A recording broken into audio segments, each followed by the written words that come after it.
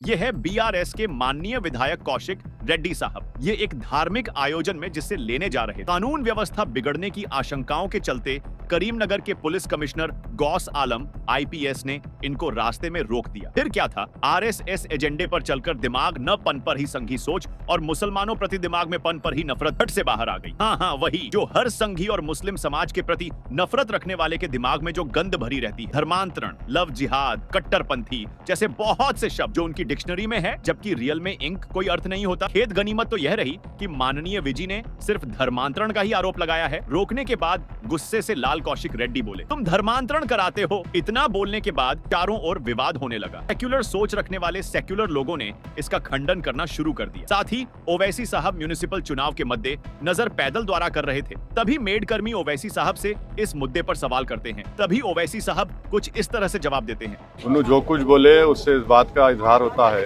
वो मुसलमानों से नफरत और इस तरह की बकवास और इस तरह का अल्फाज इस्तेमाल करना एक ऑफिसर के ताल्लुक से जो अपनी ड्यूटी को निभा रहा था, तो उनके और उनके पार्टी के दिल में क्या है ये मुझे समझ में नहीं आ रहा है। मगर इस तरह का उनका बयान एक पहली मर्तबा के एमएलए इस तरह दे रहे हैं, तो ये तो ऐसा लग रहा है कि आरएसएस की ज़हनियत उन पर छा चुकी है। उनकी पार्टी में उन्होंने एक वक्त एक मुसलमान को डिप्टी सीएम बनाया था, होम मिनिस्टर बनाया था, तो क्या इसलिए बनाया था कि वो जो अल्फाज इस्तेमाल करे।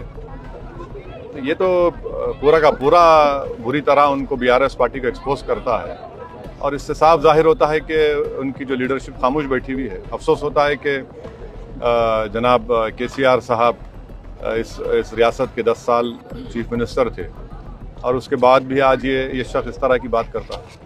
ओवा साहब का इतना कहना था कि जनाब की लंका लग गई। जनाब आए और माफी मांगने लगे। खैर, माफी मांगने पर बड़ा दिल दिखाते हुए माफ कर देना चाहिए ताकि अच्छा पैगाम जा सके। तो अपने देखा कि कैसे एकदम सेंटर में आ गया। यह एमआईएम की पावर है, वरना तो डेली डेली ऐसी खबरें आम बात हो गई। कोई एक्शन तो छोड़िए, कोई इसका खंडन भी करने को तैयार नहीं होता। ये तो भला हो ओवैसी साहब का, जो उसको उसकी औक़ियत दिखाने और सेंटर में लाने में देरी नहीं करते। फिलहाल इस वीडियो से आप क्या सीखें, कम बॉक्स में अपनी राय देकर वीडियो को दिल खोलकर शेयर करना। कंजूसी बिल्कुल बर्दाश्त नहीं की जाएगी।